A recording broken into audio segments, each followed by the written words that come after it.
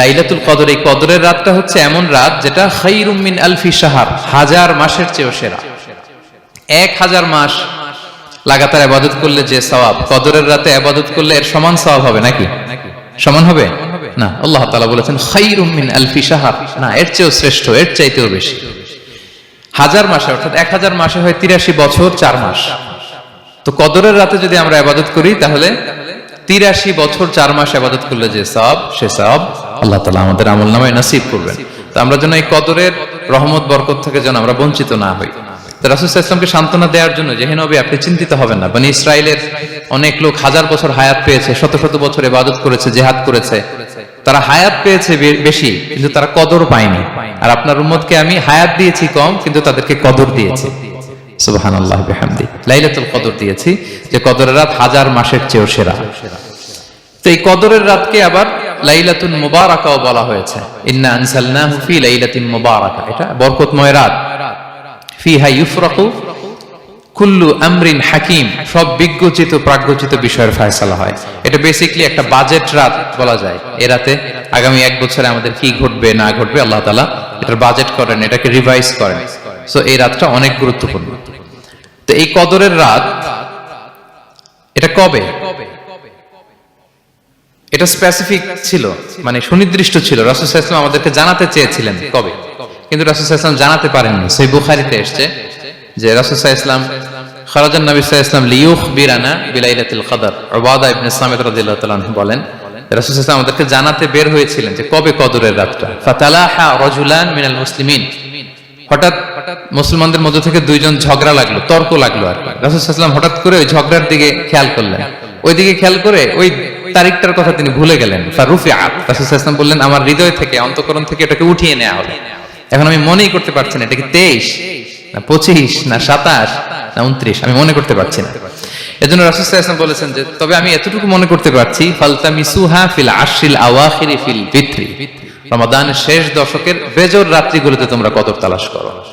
বেজর রাতে যদি তোমরা কদর তালাশ করো তাহলে এই কদর সুনিশ্চিতভাবে তোমরা পাবে। তো এই জন্য স্কলাররা সবসময় বলেন যে লাস্ট 10 days অফ রমাদান খুব গুরুত্বপূর্ণ, সবচেয়ে the cream time of Ramadan. I repeat, এটা রমাদানের একেবারে মাহেন্দ্রক্ষণ। এই 10 দিনের যে কোনো 10 রাতের যে কোনো রাত কদর হয়ে যেতে পারে, বিশেষ করে অড নাইটস গুলো 21, 23, 25, 27 এবং 29, যে কোনো দিন হয়ে যেতে পারে কদর। সো বুদ্ধিমানের কাজ হচ্ছে আমরা যেন রমাদানের শেষ 10 রাতে লাগাতার একইভাবে একই স্পিডে আমরা যেন ইবাদত করি। কোন রাতে বেশি করলাম, হয়তো 27 রাতে আমি খুব ভাব গাম্ভীর্য নিয়ে, খুব আবেগ নিয়ে ইবাদত করলাম, কিন্তু হয়ে যেতে পারে যে এবছর কদর ছিল 25 রাত, হতে পারে না? পারে। তো আমরা তো মিস করে ফেললাম। তো আমরা যেন মিস না করি। বুদ্ধিমানের কাজ হবে সমান তালে ইবাদত করা। এবং এটা এত গুরুত্বপূর্ণ, রাসূল সাল্লাল্লাহু আলাইহি ওয়াসাল্লাম এত এমফাসাইজ করে কোন রাতের কথা বলেনি। আরবি মাস অনুযায়ী 354টা রাতের মধ্যে সবচাইতে শ্রেষ্ঠ রাত, সবচাইতে শ্রেষ্ঠ রাত সূর্য ডোবার পর থেকে হাত্তা মাতলাইল ফাজর, ফজরের সূচনা লগ্ন পর্যন্ত শান্তিময় এ রাত, বরকতের এ রাত। রাসূল সাল্লাল্লাহু আলাইহি ওয়াসাল্লাম বলেছেন মান হুরিমা খায়রাহা ফাকাদ হুরিম, যে কদরের বরকত থেকে, খায়ের থেকে বঞ্চিত হলো সে আসলেই বঞ্চিত। হি ইজ দ্য লুজার, সে হতভাগা, সে পোড়া কপাল, সে বঞ্চিত। মান হুরিমা খায়রাহা ফাকাদ হুরিম, যে কদর পেল না সে হতভাগা। এখন আমরা কি হতভাগা হতে চাই?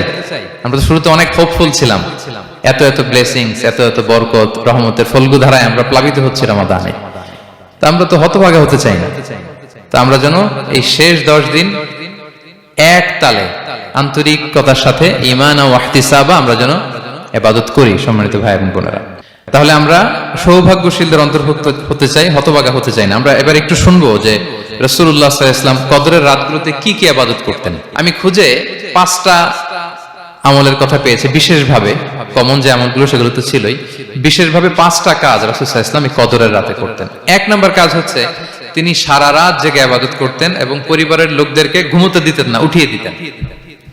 বছরের অন্য কোন সময়ে সারা রাত জেগে ইবাদত করার কোন নজির রাসূল সাল্লাল্লাহু আলাইহি ওয়াসাল্লামের জীবনে ছিল না। সব রাতে ঘুমাতেন। আমি জোহর বারুতে একটা কনভেনশনে the daily routine of prophet সাল্লাল্লাহু আলাইহি ওয়াসাল্লাম একটা আলোচনা করেছিলাম, যেখানে রাসূল সাল্লাল্লাহু আলাইহি ওয়াসাল্লামের দৈনন্দিন জীবনের রুটিন আলোচনা করেছিলাম। সেখানে আমরা বলেছি যে রাসূল সাল্লাল্লাহু আলাইহি ওয়াসাল্লামের দৈনন্দিন অভ্যাস ছিল তিনি এশার পরেই তাড়াতাড়ি ঘুমিয়ে পড়তেন আর মিড নাইটে উঠতেন। রাসূল সাল্লাল্লাহু আলাইহি ওয়াসাল্লামের কর্মদিবস শুরু হতো মিডনাইটে, আমাদের তো সকালে কারো আরো অনেক পরে শুরু হয়। রাসূল সাল্লাল্লাহু আলাইহি ওয়াসাল্লামের কর্মদিবস শুরু হতো বেসিক্যালি মিডনাইটে। এশার পরে কথাবার্তা না বলে আগে ঘুমোতে যেতেন, মিডনাইটে উঠতেন, কিন্তু ঘুমাতেন, ঘুম ছাড়া রাত কাটাতেন না। সারা বছরের এটা ছিল যে এশার পর পরে ঘুমোতে যেতেন, except the last 10 days of Ramadan. রমাদানের শেষ 10 রাতে রাসূল সাল্লাল্লাহু আলাইহি ওয়াসাল্লাম ঘুমাতেন না। এই 10 দিনের ব্যাপারেই পাওয়া যায় সারা রাত জেগে তিনি ইবাদত করতেন। আম্মা জান আয়েশা রাদিয়াল্লাহু তাআলা আনহা বলেন, ইযা দাখালাল আশরু আহিয়াল লাইলা ওয়া আইখাযা আহলা ওয়া জাদ্দা ওয়া শাদ্দাল মিযার। রমাদানের শেষ দশক যখন আসতো, রাসূল সাল্লাল্লাহু আলাইহি ওয়াসাল্লাম সারা রাত জেগে ইবাদত করতেন। পরিবারের সদস্যদেরকে জাগিয়ে তুলতেন, স্ত্রীদের ঘুমাতে দিতেন না, জাগিয়ে তুলতেন। ফাতেমা রাদিয়াল্লাহু তাআলা আনহার ঘর পাশেই ছিল, তাদেরকে যে জাগাতেন এবং নিজে সারা রাত ইবাদত করতেনই। জাদ্দা ওয়া শাদ্দাল মিযার, খুবই বলিষ্ঠ ভাবে, খুব মজবুত ভাবে কোমরে গামছা বেঁধে নামার একটা এক্সপ্রেশন এখানে দেয়া হয়েছে। মিযার, ইজহার মানে হচ্ছে বাংলা করলে হয় লুঙ্গি। লুঙ্গি আমরা যখন খুব শক্ত কোনো কাজ করতে যাই তখন তারা কি করে, খুব টাইট করে লুঙ্গিটা বাঁধে। তার মানে বোঝানো হচ্ছে রাসূল সাল্লাল্লাহু আলাইহি ওয়াসাল্লাম কোমরে ভালো করে লুঙ্গি বেঁধে বা গামছা বেঁধে আটকাট বেঁধে নামতেন শেষ 10 দিনের জন্য। এই সময় তিনি মানে কাউকে কেমন যেন চিনতেন না, সবসময় ইবাদতে মগ্ন থাকতেন। এটা আমরা করতে পারি যে শেষ 10 দিনে, আর যেহেতু 3 দিন বাকি, আমরা একটা স্পেশাল প্ল্যান করতে পারি যে আমরা আমাদের সর্বোচ্চটুকু উজাড় করে দিয়ে লাস্ট 10 days অফ রমাদানের এই বরকত আমরা হাসিল করব, এটা যেন আমাদের মিস না হয়। তাহলে এটা আমরা একটা পেলাম। 2 নাম্বার হচ্ছে ইতিকাফ করা। রাসূলুল্লাহ সাল্লাল্লাহু আলাইহি ওয়াসাল্লাম রমাদানের শেষ 10 দিন ইতিকাফ করতেন। আমাদের আয়েশা রাদিয়াল্লাহু তাআলা আনহা বলেন, কানা ইয়াতাকিফুল আশরাল আওয়াখির মিন রমাদান। রমাদানের শেষ দশকে তিনি ইতিকাফ করতেন। হাত্তা তাওয়াফাহুল্লাহ, ওনার ইন্তেকালের আগ পর্যন্ত এই অভ্যাসটাই তিনি জারি রেখেছেন। সুম্মা আতাকাফা আজওয়াজুহু মিন বা'দি, তারপরে ওনার স্ত্রীরা ইতিকাফ করেছেন। আরেক বর্ণনায় এসেছে ইয়াতাকিফু কুল্লা রমাদান 10 আইয়াম, প্রতি রমাদানে তিনি 10 দিন ইতিকাফ করেছেন। কিন্তু যেই বছর তিনি ইন্তেকাল করবেন সে বছর তিনি 20 দিন ইতিকাফ করেছিলেন। প্রতি রমাদানে 10 দিন, আর যে বছর ইন্তেকাল করবেন সে বছর কয় দিন? 20 দিন তিনি ইতিকাফ করেছিলেন মসজিদে নববীতে। তাহলে আমরা এই রমাদানের শেষ দশকে এটা করতে পারি। 2 নম্বর পয়েন্ট হচ্ছে ইতিকাফ করা। যারা আমরা করিনি তারা আমরা ইতিকাফ করতে পারি। আমাদের আইআইএম এর মসজিদ এটা ইতিকাফের জন্য একটা উর্বর জায়গা। আমরা যখন এই ক্যাম্পাসে ছিলাম তখন দেখেছি যে এখানকার ইতিকাফের পরিবেশ যে এত সুন্দর, এটা কল্পনাই করা যায় না। অসাধারণ পরিবেশ। আপনি যদি ইতিকাফ নাও করেন, রাত 2টা বা 3টার দিকে সেন্ট্রাল মস্কে এসে বসে থাকলেও হবে। রাত 2টা 3টার দিকে এসে বসে থাকলে দেখবেন যে কেউ সেজদায় পড়ে কান্না করতেছে, কেউ হালাকা করতেছে, কেউ তাসবিহ পড়তেছে, কেউ কোরআন তেলাওয়াত করতেছে। মানে এত সুন্দর পরিবেশ, ওটা দেখলেই আপনার ইবাদত করতে মন চাইবে। তো আমরা যেন ইতিকাফ করার চেষ্টা করি। ইতিকাফ করতে না পারলে শেষ দশকের রাতগুলো যেন মসজিদে কাটানোর চেষ্টা করি, তা না পারলেও বাসায় যেন এই রাতগুলো আমরা মিস না করি। বিশেষ করে সেন্ট্রাল মস্কে তো অসাধারণ পরিবেশ, এটা হাইলি রেকমেন্ডেড। ইফ পসিবল আপনারা আসবেন, এখানে ইবাদতের চমৎকার পরিবেশ থাকে। 3 নাম্বার হচ্ছে রাসূল সাল্লাল্লাহু আলাইহি ওয়াসাল্লাম এবং জিবরাইল আলাইহিস সালাম যৌথভাবে কোরআন রিভিশন করতেন। খুব ইন্টারেস্টিং। সারা বছর যেটা নাজিল হতো, রমাদানে জিবরাইল আলাইহিস সালাম রাসূল সাল্লাল্লাহু আলাইহি ওয়াসাল্লামকে শোনাতেন, রাসূল সাল্লাল্লাহু আলাইহি ওয়াসাল্লাম আবার জিবরাইল আলাইহিস সালামকে শোনাতেন। সহিহ বুখারীর বর্ণনা, কানা জিবরিলু ইয়ালকাহু ফি কুল্লি লাইলাতিন মিন রমাদান ফায়ুদারিসুহুল কুরআন। প্রতি রমাদানের প্রতি রাতে এসে রাসূল সাল্লাল্লাহু আলাইহি ওয়াসাল্লামের সাথে কোরআন মুদারাসা করতেন। সহিহ মুসলিমের বর্ণনায়, আন্না জিবরিল কানা ইউআরিদুহু বিল কুরআন কুল্লা আমিন মাররা। প্রতি বছর রমাদানে একবার শোনাতেন বা শুনিয়েছেন। যে বছর তিনি ইন্তেকাল করবেন তিনি 2 বার শুনিয়েছিলেন। আরাদা ইউআরিদু, মানে এটা ফ্রম বোথ সাইড। আরবি শব্দটা এমন যে জিবরাইল আলাইহিস সালাম শোনাতেন, এরপর রাসূল সাল্লাল্লাহু আলাইহি ওয়াসাল্লাম জিবরাইল আলাইহিস সালামকে শোনাতেন। কোরআন রিভিশন করা। তো এই শেষ দশকের রাতগুলোতে আমরা যেন বেশি বেশি কোরআন পড়ি। কোরআন তেলাওয়াত, কোরআনিক রিসাইটেশন হতে পারে, কোরআনের অর্থ পড়া হতে পারে, তাদাব্বুরে কোরআন হতে পারে, কোরআনের হালাকায় জয়েন করা হতে পারে। ইন ইটস এনি ফর্ম আমরা যেন কোরআনের সাথে অ্যাটাচমেন্টটা বাড়াই লাস্ট 10 days অফ রমাদানে।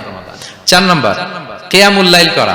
রাসূল সাল্লাল্লাহু আলাইহি ওয়াসাল্লাম কিয়ামুল লাইল করতেন এবং কিয়ামুল লাইল শব্দটাকে রাসূল সাল্লাল্লাহু আলাইহি ওয়াসাল্লাম কদরের সাথে জুড়ে দিয়েছেন। সহিহ বুখারীর বর্ণনায় তিনি বলেছেন, মান কামা লাইলাতাল কদরি ঈমানা ওয়া ইহতিসাবা গুফিরা লাহু মা তাকাদ্দামা মিন যামবি।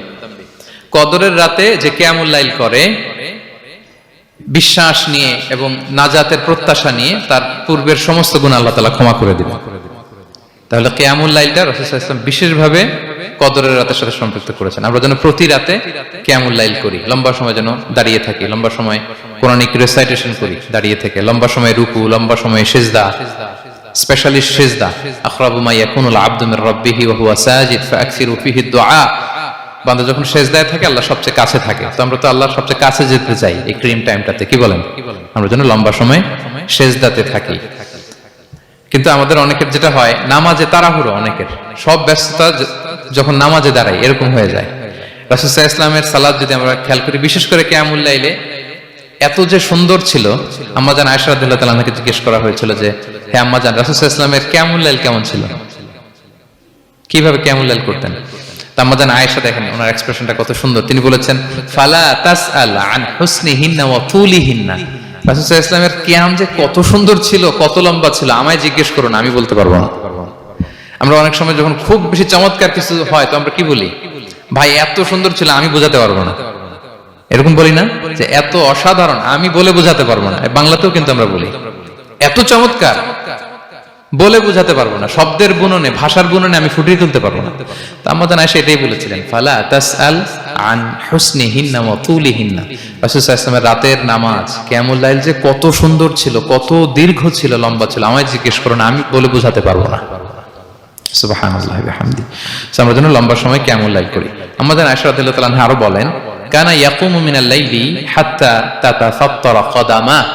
এত দীর্ঘ সময় দাঁড়িয়ে থাকতেন, থাকতে থাকতে ওনার পা ফুলে যেত, পা দুটো ফুলে যেত। আপনিও দীর্ঘ সময় দাঁড়িয়ে দেখেন যে পায়ে ঝিম ধরে যাবে, পা ফুলে যাবে, এটা করতেন রাসূল সাল্লাল্লাহু আলাইহি ওয়াসাল্লাম। তো আম্মাজান আয়েশা বলেন, ইয়া রাসূলুল্লাহ লিমা তাসনাউ হাযা ওয়া কদ গুফিরা লাকা মা তাকদ্দামা মিন যামবিকা মা তাআখার। আপনি এত কষ্ট কেন সহ্য করেন নিজের দেহের উপরে? আপনার তো আগের পরের সব গুনাহ মাফ। আদতে তো রাসূল সাল্লাল্লাহু আলাইহি ওয়াসাল্লামের গুনাহই নেই, তিনি নিষ্পাপ। এত কষ্ট কেন করেন? আপনার আগের পরের সবই তো মাফ করে দেয়া হয়েছে, কেন করেন? রাসূল সাল্লাল্লাহু আলাইহি ওয়াসাল্লাম উত্তর করেছেন, আফালা উহিব্বু আন আকুনা আবদান শাকুরা। আয়েশা, আমি কি শুকরগুজার বান্দা হতে পছন্দ করব না? আল্লাহ তাআলা আমাকে তার রহম এবং করমে সব মাফ করে দিয়েছেন, কিন্তু আমি কি শুকরগুজার হব না? আমি কি আমার রোলটা প্লে করব না? আমি কি নিজেকে সঁপে দেব না আল্লাহ তাআলার কাছে জায়নামাজে? তো এটা ছিল সংক্ষেপে রাসূল সাল্লাল্লাহু আলাইহি ওয়াসাল্লামের কিয়ামুল লাইলের ধরন। এভাবে তিনি দীর্ঘ সময় কিয়ামুল লাইল করতেন। আমরা যেন এটা করি। সেন্ট্রাল মস্কে কিয়ামুল লাইল এবছর নিশ্চয়ই হচ্ছে, আমরা যেন অংশগ্রহণ করি। 5 নম্বরে রাসূল সাল্লাল্লাহু আলাইহি ওয়াসাল্লাম দোয়া করতেন। এই কদরের রাতগুলোতে খুব বেশি বেশি দোয়া করতেন। দোয়া নিয়ে আমরা একটা জুমার খুতবা দিয়েছিলাম, সেখানে আমরা বলেছিলাম যে দোয়া হতে হবে খুব আন্তরিক দোয়া, রোবোটিক দোয়া যেন না হয়। আপনার আবেগ, ভালোবাসা, মনের মাধুরী মিশিয়ে, চোখের পানি মিশিয়ে, অশ্রু সিক্ত করে এই দোয়াটা করতে হবে, তাহলে সে দোয়া আল্লাহর কাছে কবুল হবে। আমরা যেন আমাদের ভাব, আবেগ সব ঢেলে দিতে পারি আমাদের দোয়াতে, আমাদের সিজদায়, আমাদের কিয়ামুল লাইলে। এবং যে কোনো ভাষায় কোরআনিক দোয়াগুলো রেকমেন্ডেড, হাদিসের মাসুরগুলো রেকমেন্ডেড। তাছাড়া আপনার নিজের ভাষায় আপনার কি চাওয়া, আপনার কি আকাঙ্ক্ষা, আপনার মনের কষ্ট, যাতনা সবকিছু আপনি আল্লাহ তাআলার কাছে পেশ করুন। এবং আম্মাজান আয়েশা জিজ্ঞেস করেছিলেন, ইয়া রাসূলুল্লাহ, আমি যদি কদর পেয়ে যাই আমি কি বলবো এ রাতে? মা আদউ, কি দোয়া করব?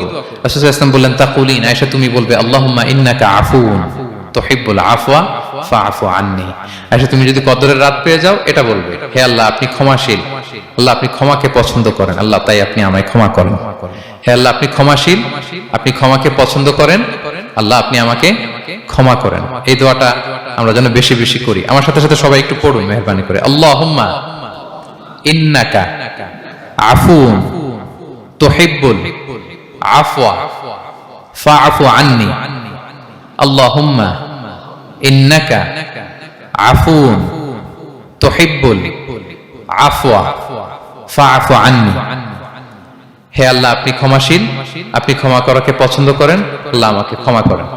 আমরা আমাদের নিজেদের ভাষায় অনেক দোয়া করতে পারবো, কিন্তু রাসূল সাল্লাল্লাহু আলাইহি ওয়াসাল্লামের শেখানো দোয়াগুলো এটা হচ্ছে মানে very precise in wording but comprehensive in meaning.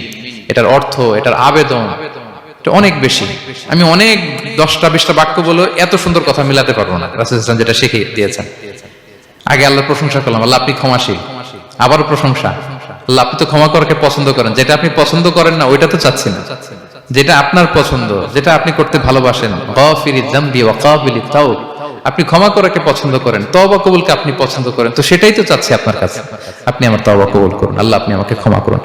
So এই দোয়াটা প্রত্যেক রাতে যেন আমরা বেশি বেশি করি সম্মানিত সুধী। এবং এই যে রিমাইন্ডার গুলো শুনলাম, এটা রমাদানের পরেও যেন আমরা অব্যাহত রাখি। আমরা নাম দিয়েছি যে gear up for a great Ramadan. আমাদের ইবাদতের যে ধারাবাহিকতা, এই গতিটাকে আরেকটু গিয়ার আপ করা, আরেকটু পুশ করা নিজেকে, আরেকটু এক্সট্রা ড্রাইভ দেওয়া। এই শেষ মুহূর্তে মাত্র 13টি দিন আমাদের হাতে আছে, আমরা যেন আরেকটু এফোর্ট দেই, আমরা যেন আরেকটু ড্রাইভ দেই, যাতে করে আমরা আল্লাহ তাআলার আরো নিকটবর্তী হতে পারি।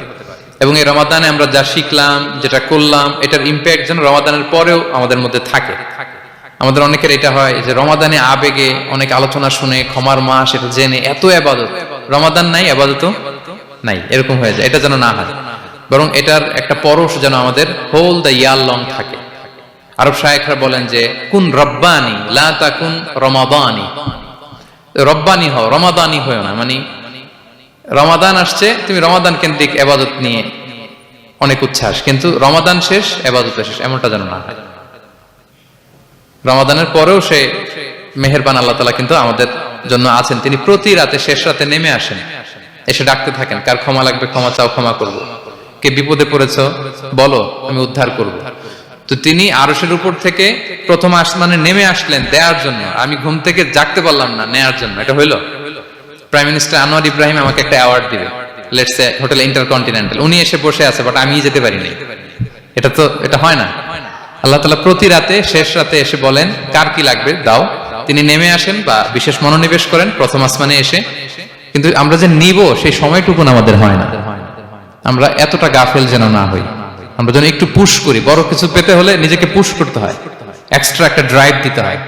সম্মানিত শুধু 17টা দিন কি করলাম একটু রিভাইজ করি, যোগ বিয়োগ করি নিজের সাথে নিজে, যে প্ল্যানটা নিয়ে রমাদান শুরু করলাম ওইরকম কিয়ামুল লাইল করতে পারলাম কিনা, ওইরকম চ্যারিটি করতে পারলাম কিনা, রেসাইটেশন করতে পারলাম কিনা, একটু যেন নিজের সাথে নিজে বোঝাপড়া করি, একটু যেন রিভাইজ করি এবং নিজেকে যেন একটু পুশ করি। সম্মানিত শুধু এই ছিল সংক্ষিপ্ত আলোচনা। আমি 30 সেকেন্ডসে পুরো আলোচনাটা আবার একটু যারা পরে এসেছেন একটু রিভাইজ করে নেই। আমি শুরুতে এভাবে শুরু করেছিলাম যে রমাদান এটা হচ্ছে it's a month of hope, এটা আশা জাগা নিয়ে একটা মাস। এই মাসের যে রহমত বরকতের যত যত হাদিস কোরআনের আয়াতগুলো আমরা বলেছি, এগুলো শুনলে আমাদের মধ্যে একটা আশা জাগে, আশাবাদী হয়ে ওঠে যে আমার এই মাস আমার মুক্তির মাস, আমি মুক্তি পাবো। কিন্তু at the same time it's a month of warning, এটা আবার সতর্কতার মাস। রাসূলুল্লাহ সাল্লাল্লাহু আলাইহি ওয়াসাল্লাম বলেছেন রোজা রেখে যে মিথ্যা ছাড়লো না, পাপ ছাড়লো না, তার ধ্বংস। আবার 3 বার তিনি আমিন বলেছেন।